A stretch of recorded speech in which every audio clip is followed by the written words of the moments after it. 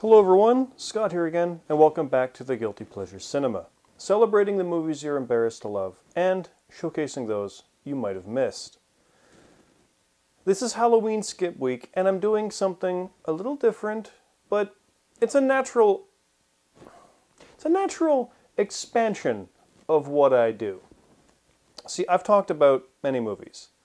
We're coming up on the 50th review late this year, early next. 50th episode, mind you. But not the 50th movie I've talked about. I've already probably come close to that, considering that I review at least a movie an episode. I've done a top 9 Christmas movies. I've looked at movies of the year. And I've also done There's That One Cool Scene. And I've done the Guilty Pleasures test and variations in between. Today, I am debuting a new series.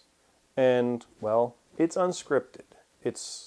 I've prepared for it, of course, but basically this is the debut of Overrated. But this I do plan to do really when the moment strikes. When I've simply had enough of a movie. Now, to give you a bit of an example of the kind of things I do, in case this is your debut watching me at the Guilty Pleasure Cinema, I own a lot of movies. I own movies that people might not like Your Pain and Gain or Abraham Lincoln Vampire Hunter. I own movies that generally people scoff at, incredibly so, like No Holds Barred and Judge Dredd. Now, I've reviewed these, and when you really get down to the meat of them, there's a lot of good within them. There really is. Of course, there's some that don't have much good in them, that are failures, like Remo Williams. There's other ones that are failures for completely other reasons that should not have been failures, like The Golden Child. But then there's ones, well, people don't really know much of, like Pathfinder or The 13th Warrior, my 2 most recent reviews. And one of the ones with the most views I've ever had. These things happen. Sometimes a movie just hits the right audience at the right time. You get things like Punisher Warzone, which go nowhere, and yet is the best of the 3 attempts. And then, of course, movies that I can talk all day about, like my favorite of all time. So it gives you an idea of the kind of things I own. And yet, I also own movies that people absolutely hate. I have Spider-Man 3. I have Priest. And I won't argue much about the hatred toward those. But, little has been said about the movies that generally everybody loves. I own When We Were Kings. I own The Untouchables. I own Apocalypse Now. I own Hearts of Darkness, a filmmaker's apocalypse. I have the Back to the Future trilogy. I have a wall of movies behind me. You can see part of it here. This chair is 2 feet from the wall. That's because there's stacks of movies about as high as the arm, a little under it actually, about that close, 2 deep of movies. There's a stack of about 50 Blu-rays behind the camera, another 50 over there, another 50 here beside the couch, another 50 here beside the chair. I own a lot of movies. Why all this prefacing just for something called Overrated? Is it Untouchables? No.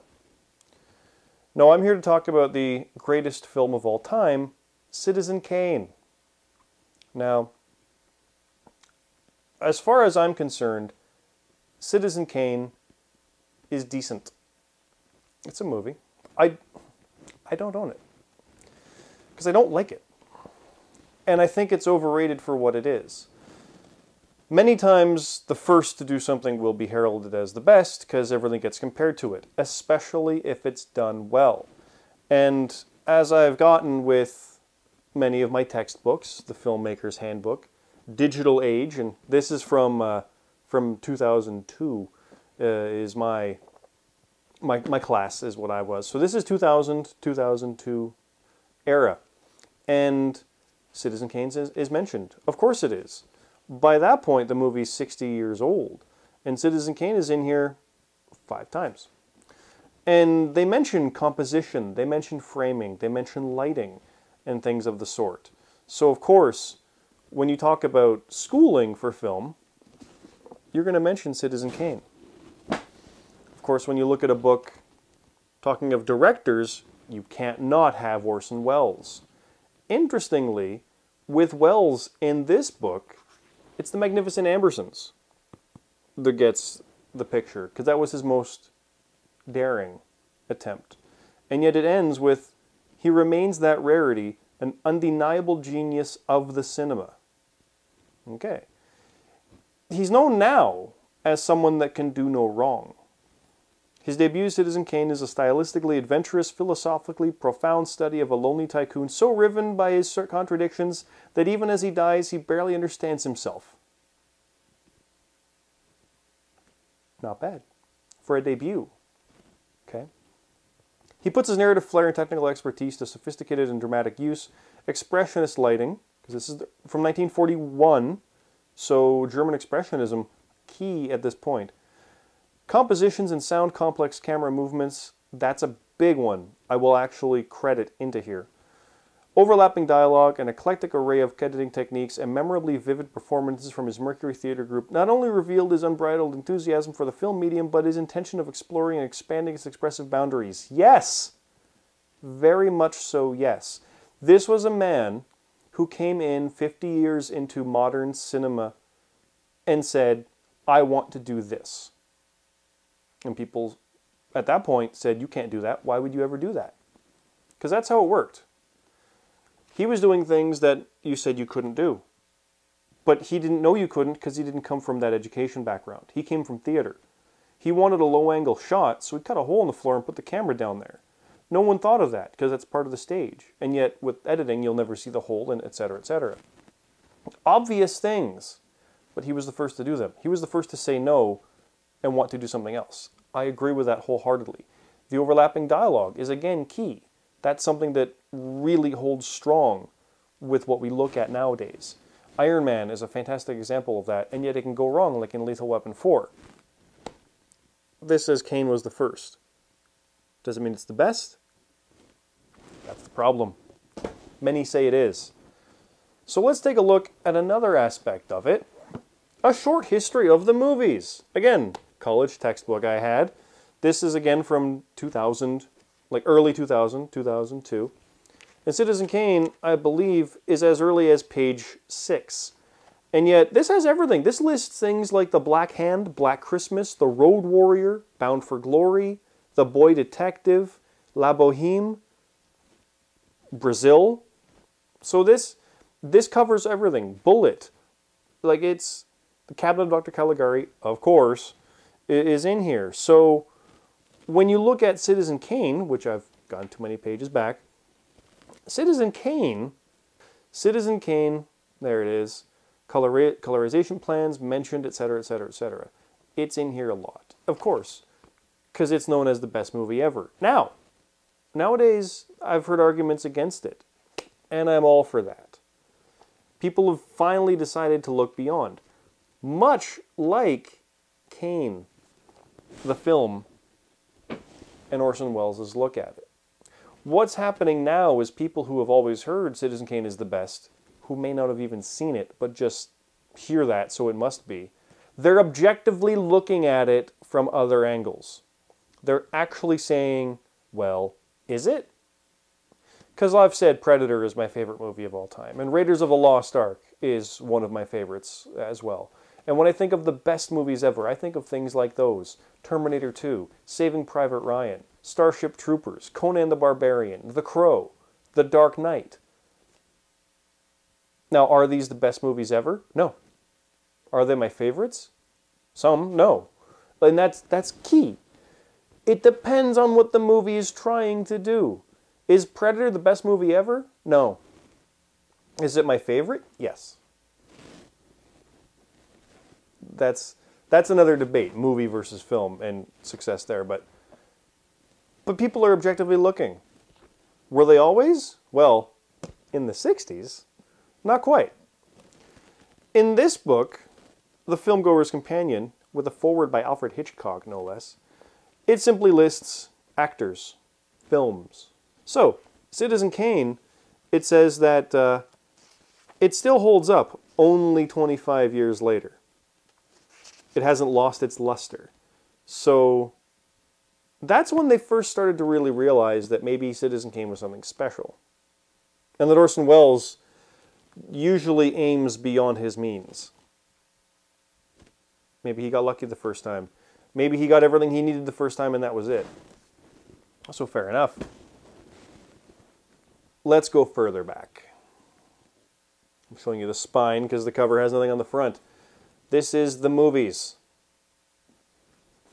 This is a very early book. This talks about the history of film and actually is from 1957. So, Citizen Kane, Orson Welles, we gotta go near the back. Simply because that's how recent this is, and that's how, well, worthwhile he is to have in it. He's in here slightly before the World War II section. I just need to find it, but what we have is something unique. Here they were simply saying maybe he is going to be something good. Maybe we have someone new. Maybe we have a real auteur on our hands.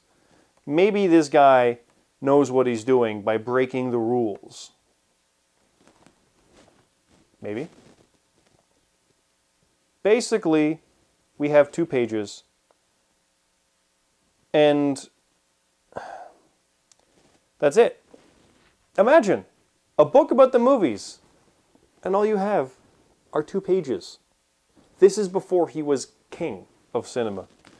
It says here that Citizen Kane is widely believed to be a thinly disguised treatment of the life of William Randolph Hearst, and as such was denounced sight unseen by Luella O. Parsons in the Hearst papers, which also refused to accept any advertising. The resulting notoriety aroused widespread expectations, and the reviews were for the most part ecstatic. It's as though you'd never seen a movie before, said the veteran Cecilia Egger. Some commentators permitted themselves to observe that Welles' much-discussed camera virtuosity consisted largely of devices more experienced directors had learned to avoid because they drew attention to the filmmaking process. That is the legend of Orson Welles in Citizen Kane. It's like I mentioned. He did things that no one even thought of because they thought it was bad. I've said many times, I love music in movies. I love editing in movies. You can watch the fights in Rocky. You can listen to the music in The Rock. You can listen to the score in Abraham Lincoln Vampire Hunter when he's fighting on a train. These are things that make you aware of the movie. That's part of the whole glory of it. Because if you want people to simply get engrossed in the story and the character, then you don't want to have camera tricks pulling you out of it. Okay? But if you're able to actually do things well enough that it doesn't matter, and you get invested in the movie and you don't forget that you're watching a movie because you're intelligent enough to be aware of it, okay. Now, you have movies where it's cut so fast, and I don't even mean shaky action scenes, but it's frenetic, it's quick, like Ultraviolet or Underworld or things like that. Ghostbusters. I'm looking at my stack of movies. I have Ghostbusters, Jaws, Tremors, Sicko, Hitchhiker's Guide to the Galaxy, Monster Brawl, Virtuosity, etc. These are all variations on the same idea of how you make a movie. They've all learned from that. Now, am I comparing them to Citizen Kane? Of course not.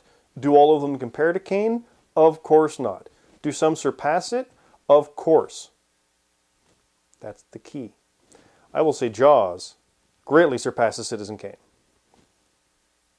Hell, I'll say Mallrats greatly surpasses Citizen Kane. I'll say Conan the Barbarian surpasses Citizen Kane. And the reason is that just because Citizen Kane came first and taught everyone how to do it, doesn't mean that it's the one and nothing has surpassed it. It's exactly what it did. Movies are coming along and saying, well, I'm not going to do it that way. Why should I have to? Oh, but that's the way to do it. You do realize that that movie literally did what it did because others said that's how you do it, and it went, no, I'm doing it my way. Does it always work that way? Of course not. Look at Hulk. That tried to combine comic booky panels into things. Didn't work. As far as I'm concerned, some love it. If it worked as well as they'd hoped, you'd see it more. Okay? You want to see a way to do it well? Sin City. That's exactly my point. By changing things and doing it differently, it changes everything. Now, as far as I'm concerned, Citizen Kane is the most overrated movie of all time. It truly is. I don't care what you say. And as a film graduate, that might be blasphemy or heresy, right? Probably is. But I don't give a crap. Because Citizen Kane is overrated. Citizen Kane is bloated.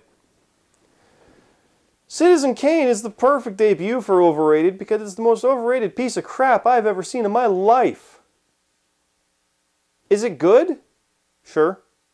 Is it the best? Good Lord, no! And I really, really hope that people stop saying it is. Especially people who've never seen it. When you came from an era where they didn't do anything they did there, and suddenly the camera's low, you've got larger depth of field, you've got greater field with the lighting, all because of developments in technology and lighting, things that let you able to stop the focus to a way that you can expose more of the field of vision. Yes, that's in these textbooks. This is what I've learned. This is what they did. They did things that you couldn't technically do before. The reason you don't shoot it a certain way is because you can't. But now you can. You don't do things because traditionally you never do them that way. Well, let's do it anyway. These are innovative practices, yes. But my God, we've come a long way since 1941. If there's not been a better movie since 1941, we are in a sad, sad world. Citizen Kane is a film, but it's not an entertaining movie by any stretch. It's really your art film versus your action movie. Predator is not a great film, and yet I honestly would argue it is all day long. Saving Private Ryan has that perfect balance, and it's probably the greatest. And yet it's from '98. Has there been no good movies between '98 and 2013? Of course there has. And that's really it. To say that there's nothing greater since that, and people are starting to say another film, I forget what it was, but there's a recent well-established list that said something else is greater than Citizen Kane from 1941. And I think it's something else from the 40s. There's nothing wrong with discovering something from the past and declaring it to be great. But to say that the film industry has not made something better since '41 is a very sad state. Looking within my eye line right now, I would argue that Skyfall is among those. And yet people would say, oh, it's too recent to put it up there. Okay, fair enough. Must it stand the test of time to be considered a great film? Fair. Django Unchained? Oh, too recent? All right. There's no way to really be fair about it because there's always a way to argue against it. Untouchables is from the 80s. Saving Private Ryan in the 90s. Gladiator from the year 2000. What do you want? There's always ways around it. So I will argue that probably Raiders of the Lost Ark is one of the greatest, and Saving Private Ryan is one of the greatest, and Predator is one of the greatest, and The Road Warrior is one of the greatest. I've not seen Inception, but I know many would argue it is one of the greatest, and The Dark Knight is one of the greatest, and Superman, the movie, is one of the greatest. But Citizen Kane, no. Was it maybe once? Maybe. But my God, stop declaring it to be the best ever. It's overrated. It's painfully overrated. It's overrated to the point that I have a headache just talking about it. Let it go. Let it go. So that's the debut of the Guilty Pleasure Cinema Overrated. It's just not that good.